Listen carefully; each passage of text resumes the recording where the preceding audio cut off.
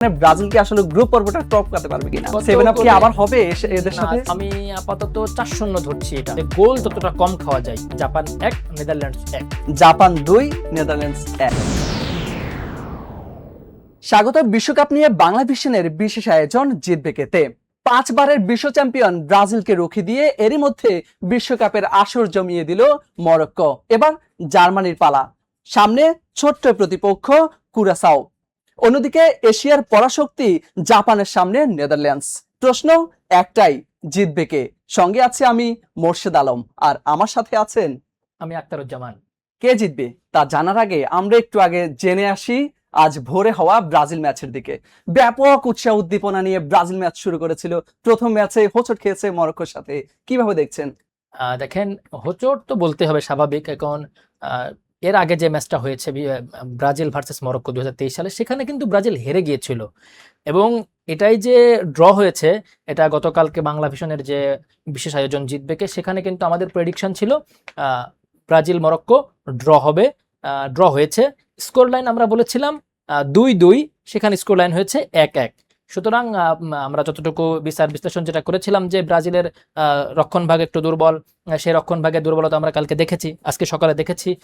সে সাথে ব্রাজিলের আক্রমণ ভাগে যে ফিনিশিং এ কিছুটা দুর্বল, সেটা আমরা গতকাল আলোচনা করেছি। সেটাও কিন্তু দেখা গিয়েছে যে বারবার বল তারা গোলমুখে নিয়ে যেতে পারলেও কিন্তু জালে ঢুকাতে পারেনি। জালে ঢুকাতে না পারলে সেই ম্যাচে আসলে জয় পাওয়াটা সম্ভব না। মরক্কোর মিডফিল্ডারের কথাই আসি, সে হচ্ছে আইয়ুব বুয়াদ্দিসি।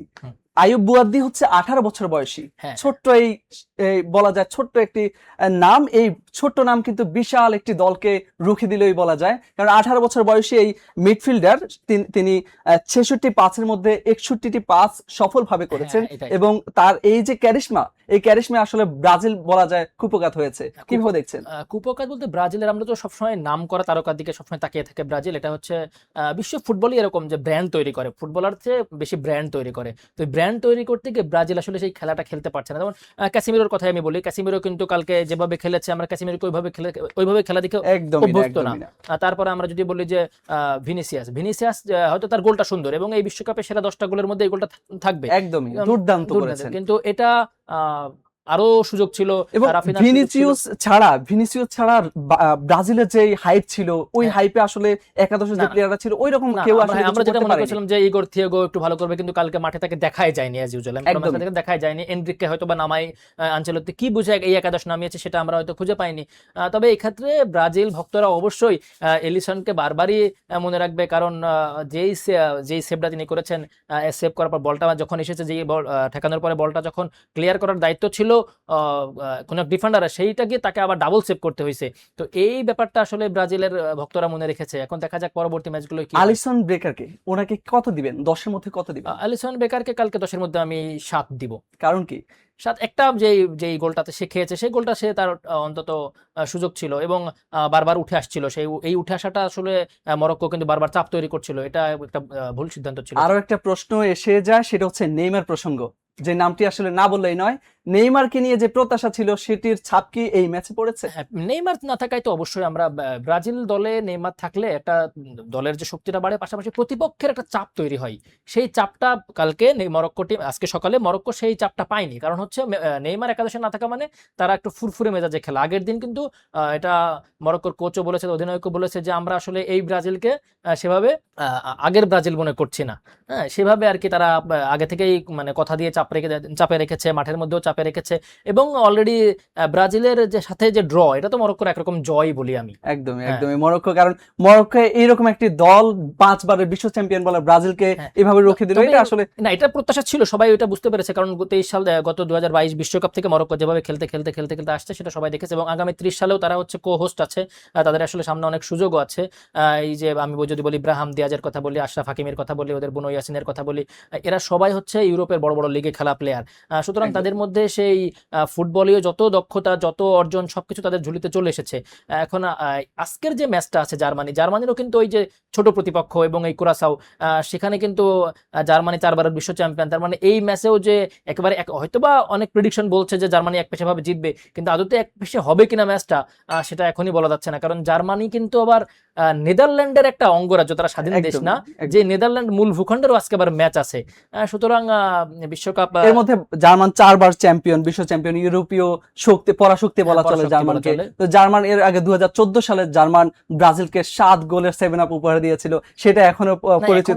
ওই ম্যাচটা তো সবাই জানে যে আসলে তার আগের ম্যাচে কি হয়েছিল, যে নেইমারের ইনজুরিতে পড়লো, থিয়াগো সিলভা ইনজুরিতে পড়লো, ব্রাজিল টিমটা মানসিকভাবে একটু দুর্বল হয়ে গেল।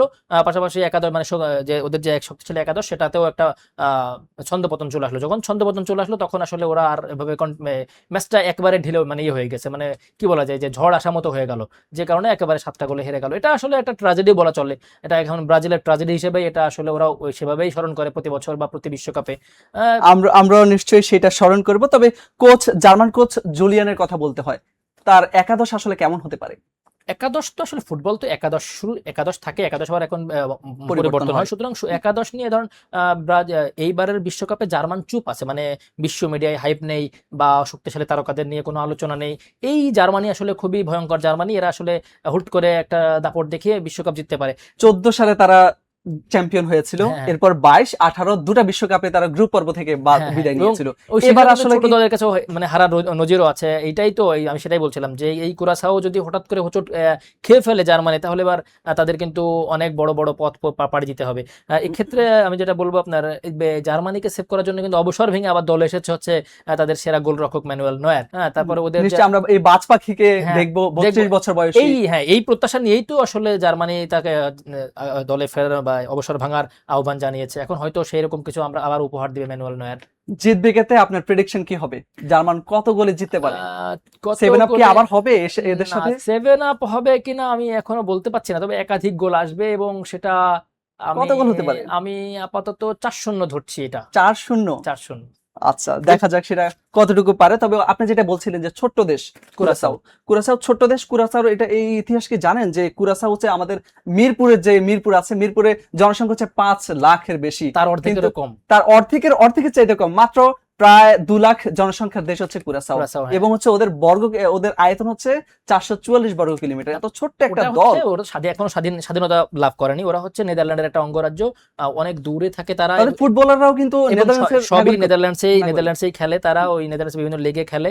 সব মিলিয়ে ওরা মানে এই নেদারল্যান্ডসের ইউরোপীয় ফুটবলের যে শক্তি, সেই শক্তিটা ওরা পেয়েছে নেদারল্যান্ডস থেকেই, সেভাবে এদের উত্থান। তাদের কোচের কথা যদি বলতে হয়, কুরাসাও তার বয়স হচ্ছে এই ইতিহাসে এই বিশ্বকাপে, শুধু এই বিশ্বকাপ না, ইতিহাসে সবচেয়ে বয়স্ক কোচ হচ্ছে অ্যাডভোকাট।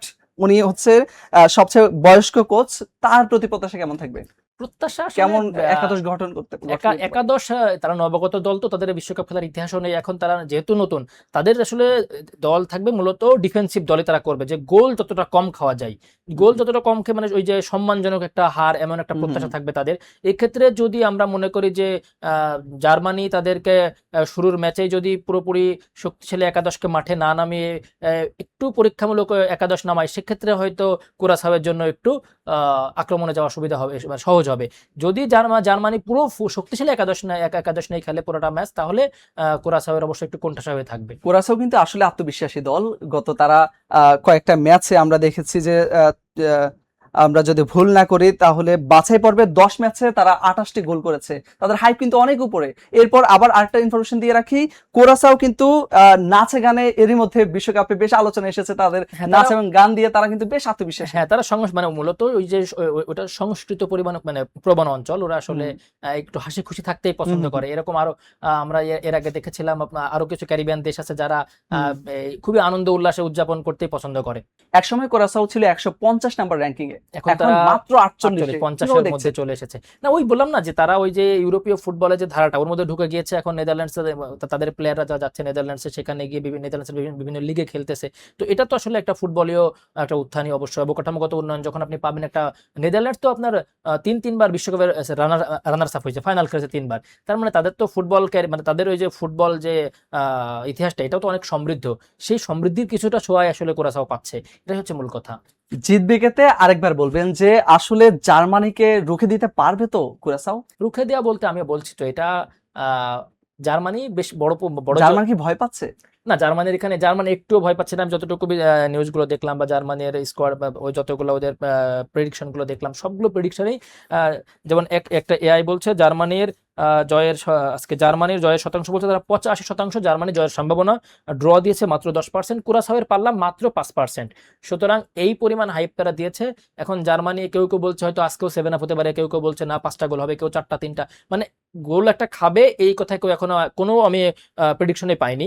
সবাই আসলে জিরোয় রাখছে। এখন জার্মানি কয়টা দিবে এটা নিয়ে আর কি সবাই এগোচ্ছে। জার্মান কোচ জুলিয়ান তিনি ম্যাচ সাজাতে পারেন কোন কোন পজিশনে, কোন কোন ফরম্যাটে? এখানে এখন ওরা তো আসলে ফরমেশন যেহেতু যতটুকু খবর পেয়েছি তারা 4-2-3-1 এই ফর্মে, ফরম্যাটে হ্যাঁ, সাজাতে পারে। 4-3-2-1 এই ফরম্যাটেই, এবং ওরা জার্মানি ওটা মূলত ওরা সবসময় এইটাই একটু ফলো করে। যদি সব কঠিন প্রতিপক্ষ হয় তখন 4-3-3-এ চলে যায়, এটা হচ্ছে একটা ব্যাপার। সহজ প্রতিপক্ষ হলে ওই যে আপনার এটা হচ্ছে বেশি গোল দেওয়ার টার্গেট থাকলে 4-3-2-1 ফরম্যাটে বেশিরভাগ দলই খেলে। জিতবিকেতে আরো একবার বলবেন যে আমাদের আজকে আরেকটি ম্যাচ রয়েছে যেটা হচ্ছে জাপান এবং নেদারল্যান্ডস। হ্যাঁ, জাপান নেদারল্যান্ডস এর প্রেডিকশন কেমন হবে? জাপান নেদারল্যান্ডস এই দুইটাই আসলে খুবই পরীক্ষিত দল, একাধিকবার একদমই। বিশ্বকাপ খেলেছে, এবং আজকে যতগুলো ম্যাচ আছে প্রায় 4-5টা ম্যাচ আছে, তার মধ্যে এই ম্যাচটা সবচেয়ে জমজমাট এবং হাড্ডাহাড্ডি লড়াই হবে। এক্ষেত্রে অনেকগুলাই ডাচদের কোচ কিন্তু আসলে হুঁশিয়ারি দিয়ে রেখেছে জাপানকে হ্যাঁ, অনেকটা, যে জাপান তারা তাদের রক্ষণ যতটুকুই শক্তিশালী হোক তারা ভেঙে দিবে। না, ওটাই তো জাপানের মূল শক্তি রক্ষণ। এখন এদের যে আপনার মেমফিস ডিপে আমি বলি যে ডিপের কথা বলি বা ভ্যান ডিউইকের কথা বলি, তারা তো আসলে শক্তিশালী তারকা, নেদারল্যান্ড একদমই খুবই একদমই। শক্তিশালী তারকা। এখন জাপান তারা সবসময় ডিফেন্সিভ খেলে অভ্যস্ত এবং পরিচ্ছন্ন ফুটবল খেলে। জাপানের ইতিহাসে জাপান খুবই পরিচ্ছন্ন ফুটবল খেলে। এখন এই পরিচ্ছন্ন ফুটবল খেলে কতটা তারা এগোতে পারবে সেটাই দেখার বিষয়। তবে আমার প্রেডিকশন থাকবে এই ম্যাচটা ড্র, জাপান 1 নেদারল্যান্ডস 1। আমার প্রেডিকশন থাকবে হচ্ছে জাপান 2 নেদারল্যান্ডস 1। আচ্ছা, জিতবেকেতে দেখা যাবে কে কত গোল আসলে দেয় আর কার প্রেডিকশনটা আসলে জয়লাভ করে। জিতবেকেতে আরেকটি প্রশ্ন থেকে যে আসলে ব্রাজিলের কথা যদি বলি, আবার ব্রাজিলের প্রসঙ্গে আসি, সেখানে ব্রাজিলকে আসলে গ্রুপ পর্বটা টপকাতে পারবে কিনা? এটা আসলে ভালো বলেছেন আপনি। ব্রাজিলের গ্রুপ পর্ব টপকানো, এখন তাদের পরবর্তী দুইটা ম্যাচ, একটা হাইতির সাথে একটা স্কটল্যান্ডের সাথে। Exactly. যদিও এই গ্রুপে স্কটল্যান্ড হাইতিকে ওরা দুই দল কিন্তু নরমাল আছে মোটামুটি। না, নরমাল বলতে এখন ওই যে নরমাল দুই দলের মধ্যে যখন আবার স্কটল্যান্ড জিতে গিয়েছে তখন আবার বড় দুই দল ড্র করে ফেলেছে। এখন যদি কোনো একটা ছোট দল যদি মরক্কোর সাথে ড্র করে ফেলে বা ব্রাজিলের সাথে ড্র করে ফেলে তখন তাদের আবার একটু চান্স কমে যায়। যদিও এটা হচ্ছে 48 দলের বিশ্বকাপ, 32টা দল যাবে দ্বিতীয় রাউন্ডে, সেক্ষেত্রে এই গ্রুপটা থেকে দুটো দল যাবে। দুইটা বলতে প্রত্যেকটা, হ্যাঁ, দুইটা দল যাবে নিশ্চিত। আর পাশাপাশি প্রত্যেকটা যে দল আছে, এই বাকি যে দুইটা করে বাদ পড়া দল, তাদের মধ্যে থেকে 8টা দল যারা গোল ব্যবধানে বা পয়েন্টে এগিয়ে থাকবে, সেই 8টা দল সুযোগ পাবে। সুতরাং তৃতীয় হইলেও পরের রাউন্ডে যাওয়ার সুযোগ আছে। তো ব্রাজিলের যে ব্যাপারটা, ওরা হচ্ছে পরবর্তী 2 ম্যাচ যদি তারা জেতে সেক্ষেত্রে তারা সরাসরি চলে যাবে। যদি মরক্কো পরের 2টা ম্যাচ জেতে সেক্ষেত্রে মরক্কোর আবার গ্রুপ চ্যাম্পিয়ন হওয়ার চান্স আছে। যদি মরক্কো আর ব্রাজিল দুইটাই ম্যাচ জেতে সেক্ষেত্রে গোল ব্যবধানটা দেখা হবে।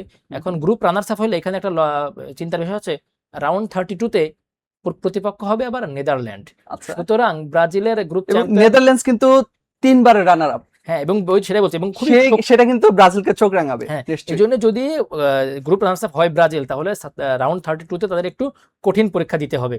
এই জন্য তারা চাইবে গ্রুপ চ্যাম্পিয়ন হয়ে পরের রাউন্ডে যাইতে। জিতবেকেতে আরো একবার বলবেন যে কোন 4টি দল সেমিফাইনাল খেলবে? আচ্ছা, এটা আপনি ভালো বলেছেন। আমার প্রেডিকশন থাকবে Spain 1, Brazil 2, Germany 3। France. Argentina Brazil কই গেল? ব্রাজিল বলেছি তো। আর্জেন্টিনা আর্জেন্টিনা সেমিফাইনালে যাইতে পারবে না আমার কারণ প্রেডিকশন। কি? না, আর্জেন্টিনা এবার ডিফেন্ডিং চ্যাম্পিয়ন এই দল যদি সেমিফাইনাল না খেলে তাহলে দর্শকরা কি করবে? বাংলাদেশি দর্শকরা কতটুকু হতাশ হবে? হতাশা থাকবে। আপনার হতাশা, আনন্দ, উল্লাস এগুলো আছে বলে পৃথিবী তো এরকম সুন্দর।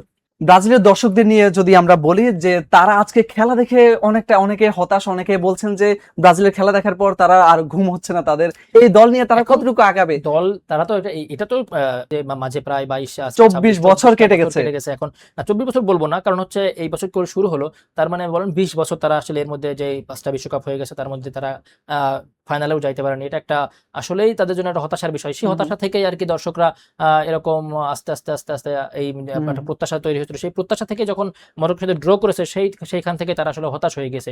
তো হতাশার কিছু নেই।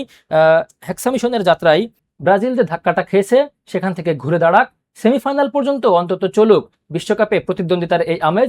সে পর্যন্ত আপনারা থাকুন আমাদের সাথে, থাকুন বাংলা ভিশনের সাথে। আজ এ পর্যন্তই, ধন্যবাদ।